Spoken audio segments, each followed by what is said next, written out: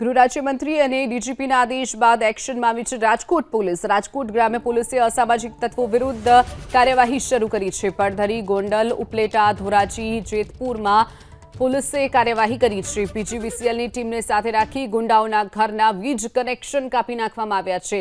Bootlegging, જમીન કૌભાંડમાં સંડોવાયેલા તત્વો સામે પણ કાર્યવાહી કરવામાં આવી છે। રાજકોટ ગ્રામ્ય પોલીસે હજુ પણ આ કાર્યવાહી યથાવત રાખી છે।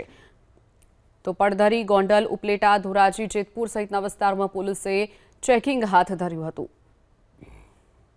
રાજ્યના ડીજીપી શ્રી વિકાસ સહાય સાહેબના જે 100 કલાકમાં એક્શન પ્લાન તૈયાર કરવામાં આવેલો, જે અનુસંધાને અમારા આઈજીપી શ્રી અશોકકુમાર યાદવ સાહેબ તેમજ રાજકોટ ગ્રામ્યના એસપી શ્રી હિમકરસિંહ સાહેબની સૂચના અન્વયે આજરોજ રાજકોટ ગ્રામ્ય જિલ્લામાં પડધરી પોલીસ સ્ટેશન ખાતે પીજીવીસીએલના અધિકારી સાથે રહી કુલ 3 કનેક્શનો કાપવામાં આવેલા છે। 3 એફઆઈઆર દાખલ કરવામાં આવી છે। 5,50,000 રૂપિયાનો દંડ કરવામાં આવેલો છે।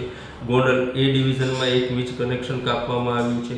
ધોરાજી પીજીવીસીએલના સંકલન સાથે 1 વીજ કનેક્શન અને 35,000 રૂપિયાનો દંડ કરવામાં આવેલો છે। ગોંડલ સિટી બી પોલીસ સ્ટેશનમાં 1 ડાયરેક્ટ વીજ કનેક્શન કાપવામાં આવ્યું છે। ઉદ્યોગનગરમાં 8 ગૃહિતાણો મૂકવામાં આવેલી છે। શાપર પોલીસ સ્ટેશનમાં 8 વીજ જોડાણ કાપવામાં આવેલા છે।